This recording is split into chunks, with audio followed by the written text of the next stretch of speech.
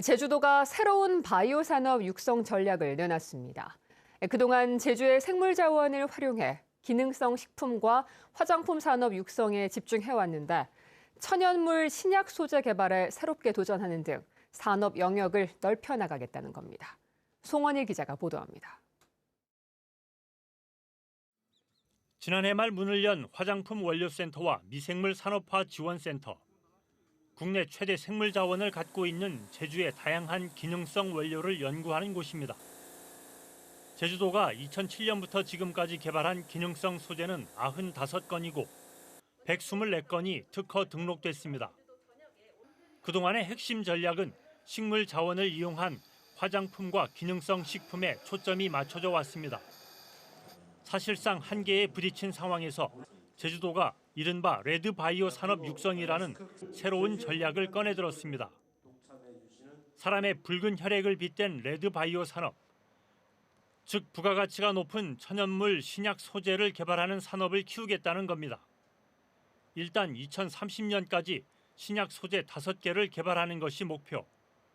이를 위해 의료 연구용 무균돼지 생산을 위한 유전자원 연구센터를 올해 착공했고 줄기세포 원천 기술을 갖고 있는 제주대와 공동으로 치매 치료 신약 소재도 개발할 계획입니다. 혁신적인 바이오 기술이 적용된 고부가가치 원료 물질들의 시너지 효과를 제대로 연구 확인할 수 있게 된다면 레드바이오 산업에서 육성하려고 하는 의약품 후보들의 발굴이 충분히 가능할 것이라고 생각합니다. 또 용암 해수와 해양 자원을 활용한 해양 바이오 분야도 육성해 전체 바이오 산업 규모를 2배로 키울 계획입니다. 연 매출 300억 원 이상인 바이오 기업을 현재 세계에서 20개로 늘려나가는 목표도 세웠습니다. 바이오 산업 시장 규모를 2021년 기준 6,300억 원에서 2030년 1조 3천억 원으로 2배 이상 확대해 나가도록 하겠습니다. 그러나 도내 바이오 기업들의 절대 다수인 86%가 직원 10명도 안 되는 영세한 규모인데다 전문 인력도 부족한 현실은 여전히 풀어야 할 과제로 남겨져 있습니다. MBC 뉴스 송원일입니다.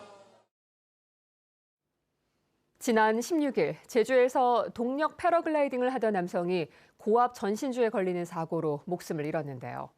사고 이틀 만에 또다시 패러글라이딩 사고가 발생해 주의가 필요해 보입니다. 보도에 김하은 기자입니다. 고압 전선 위로 패러글라이딩 기체가 걸려 있습니다. 섭지코지 해변 인근에서 동력 패러글라이딩을 하던 60대 남성이 22,000볼트가량의 고압 전류가 흐르는 전선에 걸려 숨졌습니다. 한림읍에서는 최근 한 달 사이에만 2건의 패러글라이딩 사고가 발생했습니다. 패러글라이더가 속도를 제어하지 못해 착륙장을 벗어나면서 달리던 차량에 부딪히는가 하면 착륙하다 다리를 다쳐 병원으로 옮겨지기도 했습니다. 패러글라이딩을 할 때는 바람의 변화에 특히 조심해야 하는데 운전이 미숙해 바람을 잘 타지 못할 경우 사고로 이어질 수 있습니다. 한림읍의 경우 최근 착륙장 인근에 야구장이 들어서면서 비슷한 사고가 잇따른다는 지적이 나옵니다. 야구장이 생기면서 초보자들이 착륙하기가 좀 더 까다로워지긴 했어요. 높이가 높은 구조물이 생기잖아요. 네. 그러면 거길 저희가 피해서 들어오는 수밖에 없어요. 해당 착륙장 근처에서는 지난해에도 40대 패러글라이더가 야구장 펜스 그물에 걸렸다 구조됐는데 사고가 난 패러글라이더 3명 중 2명은 경력이 1년도 안 됐고 나머지 1명은 3년 미만이었습니다. 처음에 시작할 때 그때가 가장 이제 조심해야 되고 사고가 많이 날 수 있는 상황이라서 최소한 5, 6년 정도는 이제 안정적으로 비행을 즐겨주셨으면 좋겠습니다. 제주도는 최근 사고가 잇따르자 다음 주 중 관련 단체들과 간담회를 갖고 안전 대책을 논의하기로 했습니다. MBC 뉴스 김하은입니다.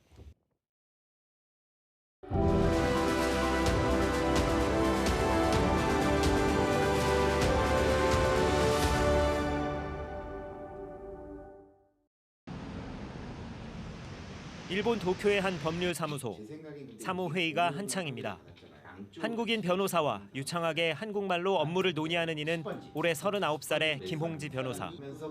자이니츠 코리안으로 일본에 진출한 한국 기업이나 한국에 진출한 일본 기업의 법률 자문을 주로 하고 있습니다. 최근에는 일본에 진출한 한국인 스포츠 선수의 법률 업무도 맡고 있습니다. 제가 그 한국인으로 일을 하고 있으면서 일본 분들도 한국 분들도 저에게 한국과 일본 양국의 문화랑 그런 관습이랑 법이랑 그런 것을 이해를 하는 변호사로서 많이 신뢰를 해준다고 느낄 때가 많습니다. 김 변호사는 조부모와 외조부모가 모두 제주 출신이고 부모 역시 일본에서 나고 자란 자이니치 코리안 3세입니다. 쉬는 날이면 할머니를 찾아 안부를 챙기며 자신의 뿌리를 기억하는 김 변호사는 자이니치 코리안의 인권 신장을 위한 여러 모임에서도 활동하고 있습니다. 김 씨가 변호사가 되겠다고 결심한 것은 고교 시절 한국 국적으로 일본에서 처음 변호사가 된 고 김경득 변호사의 강연을 듣고 난 뒤였습니다. 변호사는 그 인권이랑 자유를 지키는 직업인데 뭐 이렇게 그 사법연수원에 그쪽 자격을 만드는 것은 헌법 위반이라고 해서 사법연수원의 분들이랑 많이 교섭을 해가지고 어렵게 한국 그쪽을 유지를 하면서 사법연수원에 들어가셨다는 이야기를 듣고 진짜 대단한 일이라고 생각을 해가지고 많이 영향을 받았습니다. 한국적을 가지고 일본에서 활동 중인 변호사들은 200여 명에 이르는데요. 한국적으로 일본에서 첫 변호사가 된 김경득 변호사 탄생 이후 40여 년 만입니다. 고 김경득 변호사는 1976년 당시 합격률이 1.6%에 불과했던 일본 사법시험에 합격한 뒤 외국인에게 빗장을 걸었던 일본 사법연수소의 문을 열어젖혔습니다. 당시 사법연수소 인사국 임용과장으로 후에 일본 최고재판소 재판관을 역임하고 현재는 도쿄의 한 법률사무소 고문을 맡고 있는 이즈미 도쿠지 전 재판관을 찾아가 봤습니다. 이즈미 전 재판관은 일본 법조계에서 김경득 사건이라 불리며 큰 영향을 끼친 사건을 생생히 기억했습니다. 検察官とか裁判官はいりますよ。これは国籍がいります。ところが弁護士は民間の人ですから、弁護士になるためには国籍いらない。ところが弁護士になるための入り口の司法修習生のところでその国籍がいるとなると、実質上弁護士にも国籍がいるような形になるんですね。本当にこれでいいのかっていう、疑問が私は湧きました。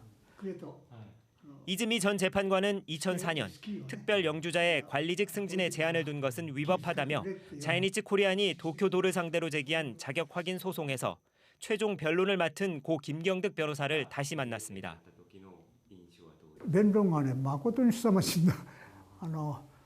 大きな声でね、もうとうとうとやられましたね。でジャニーズコリアンの人がいかに差別されているかと、それからその差別がいかに不当か、で自分自身もそういう差別を受けて苦しんできたということをね、その自分の生い立ちまで織り込んでね、とうとうとやられましたね。 소는 기각됐지만 당시 이즈미 재판관은 소수 의견을 냈습니다. 自分の共同社会、東京都という共同社会の中で自分を精一杯発揮したい、自己実現の機会を得たいというそういう意思を持っているのは当然で、それは十分に尊重しなきゃいけない。いわゆる上に行くということもね、課長になって昇進していくっていうのがやっぱり自己実現の一つですからね。でこれはもうやむを得ない自由がなければ制限しちゃいけないと。特別永住者に東京都管理職の受験資格を認めないことは、合理的な理由を書いて憲法に規定する法の下の平等および職業選択の自由の原則に反するということで、反対権を書きました。 취업과 관리직 승진 제한 등 일본 사회에서 아직도 제대로 된 권리를 보장받지 못하고 있는 자이니치 코리안. 다음 시간에는 일본 학계에서 자이니치 코리안에 대한 차별과 인권 문제를 당당히 지적하며 연구 중심에 나선 인물을 소개합니다. MBC 뉴스 홍수현입니다.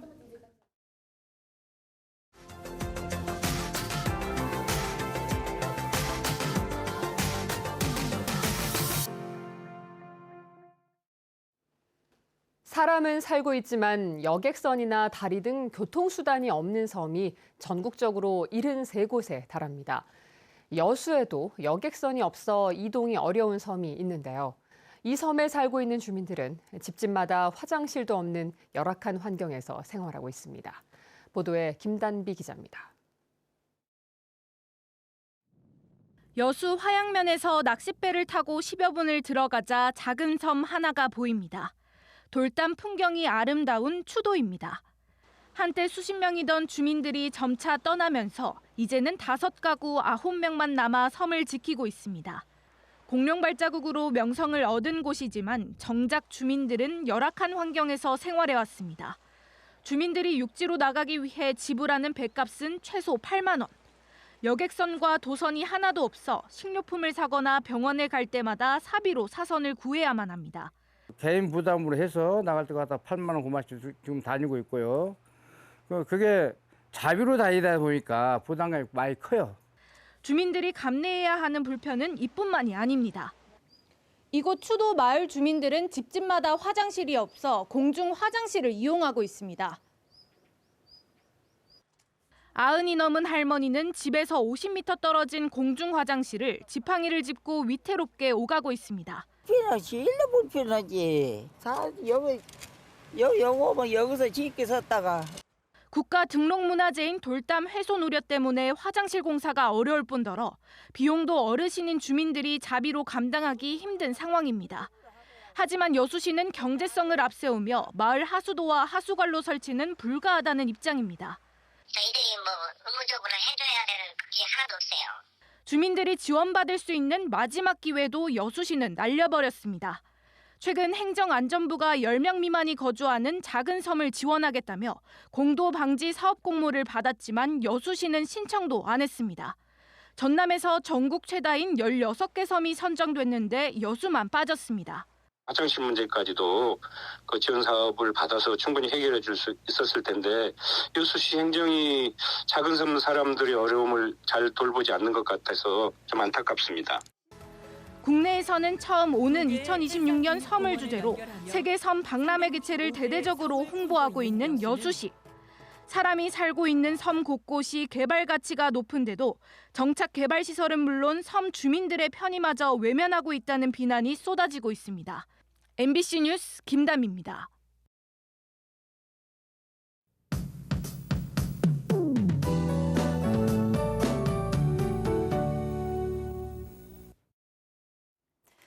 오늘 비 소식이 있습니다. 현재 구름 사이로 햇볕이 간간히 들고 있지만 차차 하늘빛이 흐려지겠습니다. 서해상에서 저기압에 동반된 비구름대가 점차 다가오겠는데요. 제주도는 오전부터 비가 오기 시작하겠습니다. 내일 새벽까지 비가 올 텐데 지역별로 강수량의 차이가 조금 크겠습니다. 북부 해안 지역은 상대적으로 비가 조금 내리겠고요. 제주 대부분 지역에서는 10에서 60mm 정도의 비가 예상됩니다. 남부와 산지는 70mm 이상으로 비가 많이 오겠고 중산간 지역은 안개가 끼는 곳이 있겠습니다. 고온다습한 남동풍이 유입되고 있어서 아침 기온은 어제보다 높게 시작하고 있는데요. 현재 기온 제주 24도, 서귀포 성산 23도, 성판악 17도 안팎을 보이고 있습니다. 낮 최고 기온은 어제보다 조금 내려가겠습니다. 제주 28도, 서귀포 25도, 성산 26도, 성판악 21도 안팎이 예상됩니다. 도서 지역도 오전부터 비가 오기 시작하겠고요. 바다 안개가 유입되겠습니다. 바다의 물결은 3m까지 점차 높아지겠는데요. 초속 14m 안팎의 바람이 강하게 불겠고 비가 오면서 벼락이 동반되는 곳도 있겠습니다. 해상 안전사고에 유의하시기 바랍니다. 절기상 하지인 내일 비가 그친 뒤에 차차 맑은 날씨를 보이겠습니다. 또 정체전선이 현재 제주 남쪽 먼바다에 자리하고 있는데요. 일요일쯤에는 이 정체전선이 북상하면서 장맛비가 내릴 가능성이 있겠습니다. 기상정보였습니다. 70대 낚시객이 실종돼 해경이 수색에 나섰습니다. 서귀포 해양경찰서는 지난 15일 낚시를 하러 간 70대가 연락이 되지 않는다는 가족들의 신고를 접수하고 경찰, 소방 등과 수색을 벌이고 있습니다. 이 남성은 지난 15일 오후 서귀포시 화순항 CCTV에 마지막으로 포착된 뒤 행방이 묘연한 상태입니다. 2년 6개월 동안 자연휴식연재를 가졌던 용눈이 오름이 다음 달 1일 개방됩니다.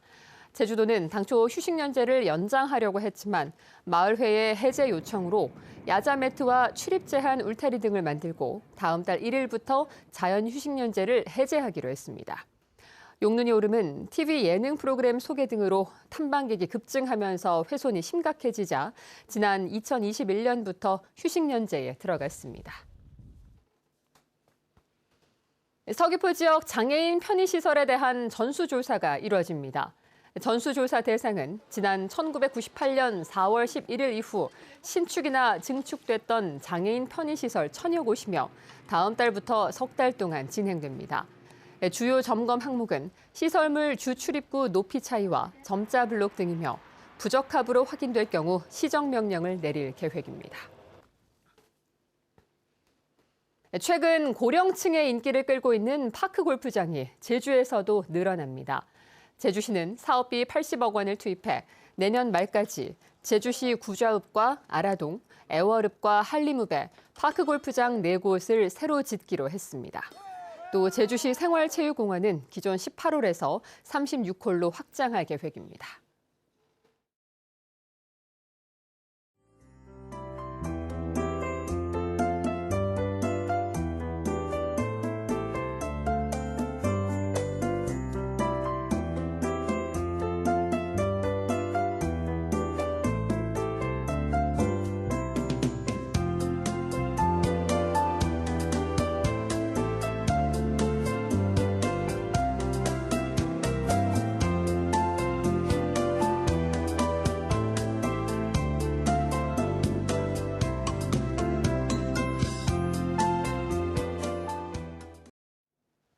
뉴스투데이 제주였습니다. 시청해주신 여러분 고맙습니다.